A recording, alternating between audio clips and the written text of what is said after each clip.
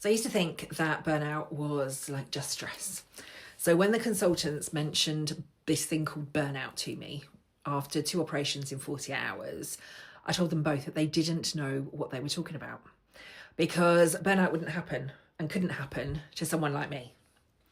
I was the high performer, the high achiever, the one who thrived under pressure, and I always performed brilliantly under stress, right? I thrived under stress and under pressure. I thought that was like where my strengths were. But what nobody tells you is that burnout doesn't always look like stress, and it doesn't always feel like you're cracking under pressure, right? It can feel like numbness, and it can feel like you are vanishing. And for months, I woke up every morning feeling like I was just walking through fog, right? And if you've read my book, Mind the Gap, I talk about this feeling of just constantly being in robot mode. So I'd get dressed, I'd answer the emails, I'd lead the meetings, but I wasn't actually in any of it. It was like I was watching my life from the outside, right, in mute.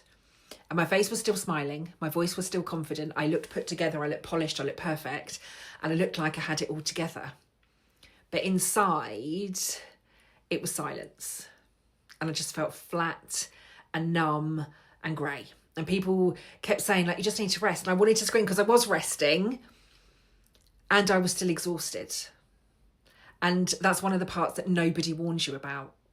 When your body keeps running and keeps going and keeps moving, but your sense of self has just completely vanished. Now, I know now that that's not weakness. It is literally the brain protecting you. And I can geek out on the neuroscience of burnout all day long. So when the nervous system's been in survival mode for too long, it shuts you down to keep you safe, right? It numbs your feelings, it dulls your energy, it blocks connection, because connection feels really dangerous when you're in burnout. It's one of the reasons that we withdraw. And that's what I wish that someone had told me back then. I wish my coaches had seen it and known what to do differently. So if you've ever looked in the mirror and thought, I just don't recognise myself anymore, like, I've been there. And I want you to know that you are not alone. But that's the stage where your brain and your body are asking for peace and acceptance and kindness, not productivity. And that's the hardest part to give when you've spent your whole life achieving your way through pain and numbness.